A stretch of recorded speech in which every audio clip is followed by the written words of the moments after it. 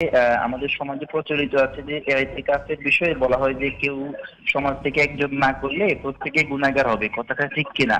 মসজিদে কেউ যদি ইতিকাফে না থাকে রমজান মাসের শেষ দশকে, তো বলা হয় কেউ যদি একজন না থাকে তাহলে সবাই গুনাহগার হবে। আসলে এটা কি সঠিক কিনা যদি একটু বলতেন।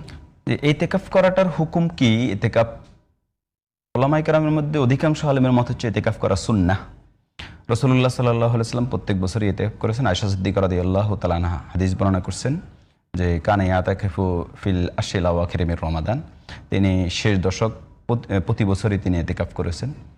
তো রাসূলুল্লাহ সাল্লাল্লাহু আলাইহি ওয়াসাল্লামের এই ইতিকাফ দ্বারা নিয়মিত আমল দ্বারা আলেমদের কেউ কেউ বলেছেন যে এটা সুন্নাতে মুআক্কাদা আলাল কিফায়া।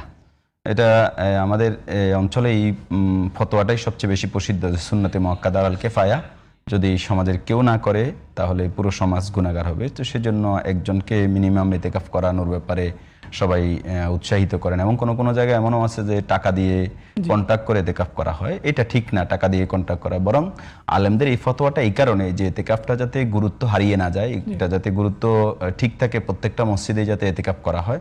তা আমরা বলবো যে এটার প্রতি উৎসাহিত হওয়া উচিত এবং এই আমলটা খুবই ফজিলতপূর্ণ এবং এটা ছেড়ে দেওয়া উচিত না। রাসূলুল্লাহ সাল্লাল্লাহু আলাইহি ওয়াসাল্লাম যেহেতু তার জীবনের মদিনার 10 বছরের প্রত্যেক বছর ইতিকাফ করেছেন। জি স্যার, আপনাকে ধন্যবাদ। স্যার আমাদের সাথে